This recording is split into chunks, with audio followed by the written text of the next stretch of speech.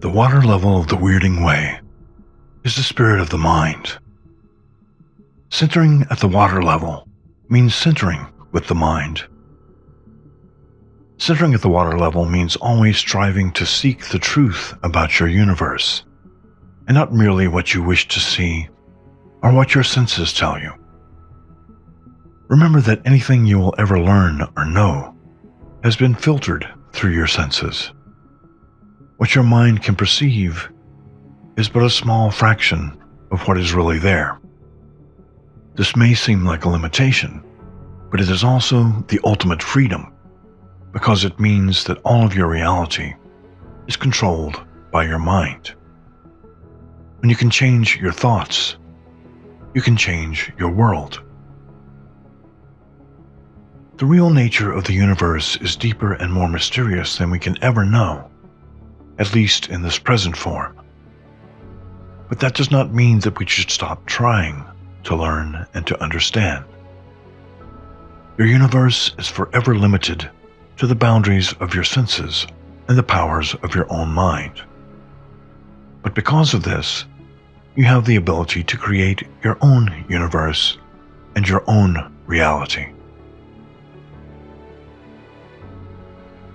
The true nature of centering at the water level in the Wyrding Way lies in the ability to shape your own reality to your own expectations.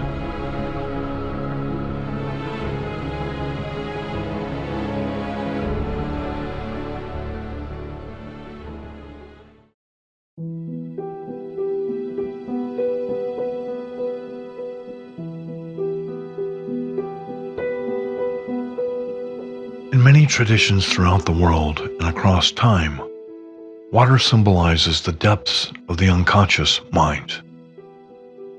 The power of the Wyrding Way comes from diving beneath these waters to explore the creative energy that lies in the shadow. To overcome a past trauma at the water level is to center with the unconscious mind. To be a vision seeker in the Wyrding Way is to navigate the seas of the unconscious mind. The shadow realm is the gateway to other worlds and to other ways of being. If your traumas are blocking the gateway, it is impossible to seek these other realms, and so it is impossible to unite with the powerful creative energy of the shadow. Contrary to popular belief, talking about trauma alone does not heal it. When your fight or flight response is triggered, it bypasses the parts of the mind that are used for conversation, for talking and listening. The unconscious parts of the brain, where the trauma is stored, literally cannot hear comforting words. More work is needed to heal trauma at the unconscious level. The shadow mind is the seat of all our imagery related to trauma. To heal trauma at the unconscious level, we must first retrain our brains using the powerful images created by the shadow mind. This is why it's important to do shadow work.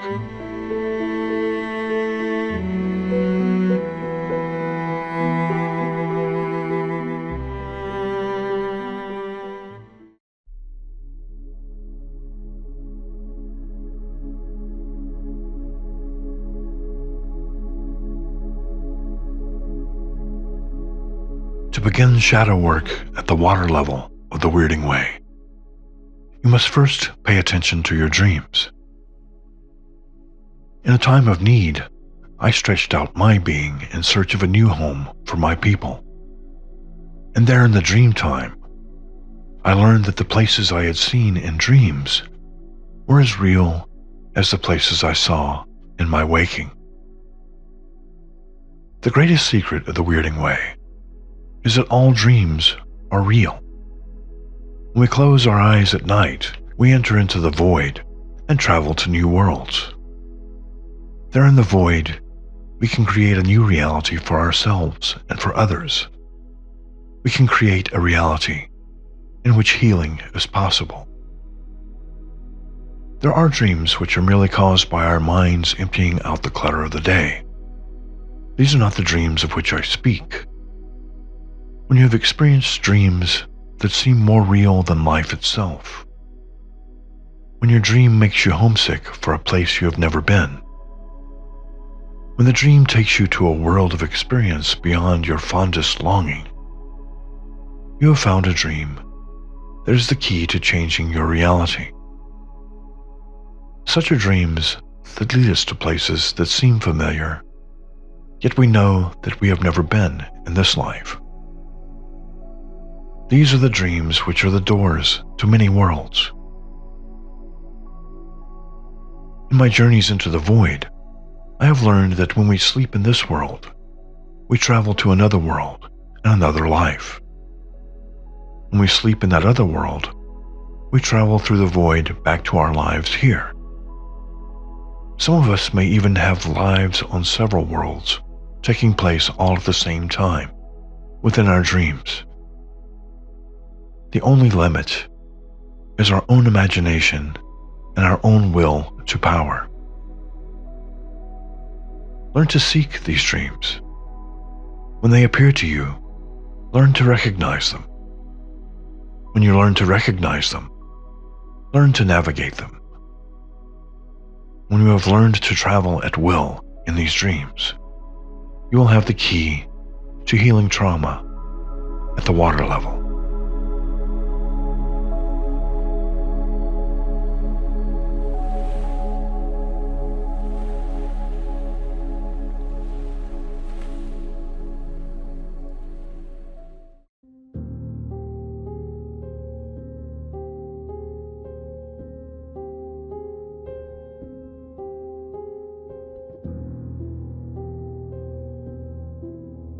To center with the mind at the water level, you must first begin to heal the trauma that lies beneath the surface of the waters in your own unconscious mind. Your dreams are the golden path to the unconscious. To heal your deeper traumas, you must learn to navigate the dream world. To begin exploring your dreams, before you fall asleep, tell yourself that when you dream, you will look at your hands. When you look at your hands in the dream world, you'll become aware of being in the dream. This is the first step.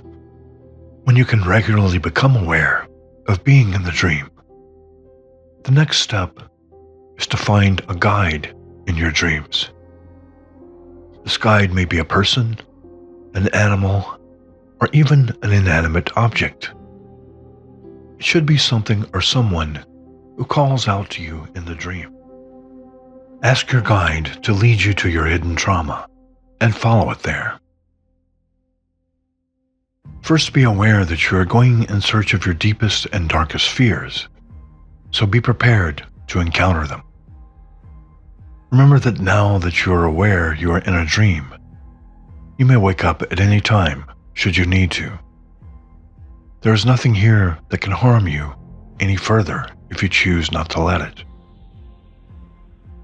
When you confront them here in the dream world, you are the master.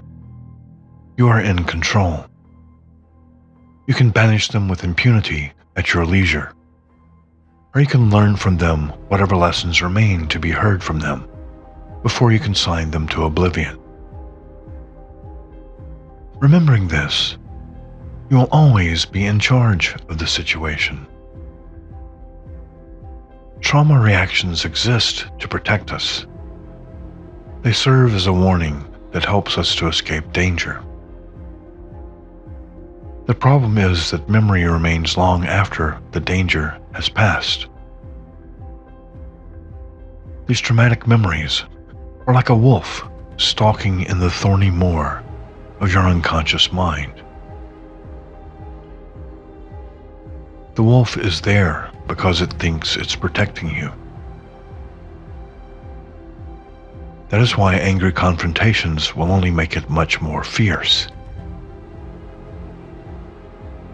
Combat is not the way to defeat such a wolf. It must be bound.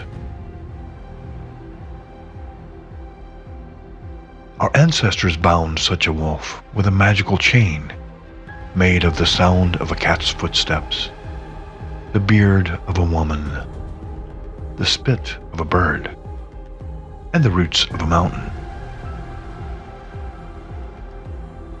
This magical chain was called the Open One because it did not function like other chains. It did not bind the wolf through constraint. Instead, the wolf bound itself. The more the wolf struggled, the more tightly it was bound.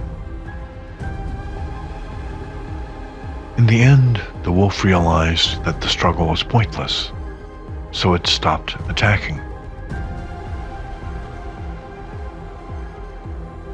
Forging such a magical chain may seem like an impossible task here in the waking world, but at the water level, you are not in the waking world. Here in the dream time, everything is possible. You may forge your chain and bind your wolf by reminding it of its job. The wolf is there to warn you, but now the danger has passed. Instead of confronting the wolf, thank it for doing its job and release it from its duty. Only then may the wolf be bound. The memory of the shadow wolf will always be there, just beneath the surface of the waters. But bound in this manner, it will no longer have the power to harm.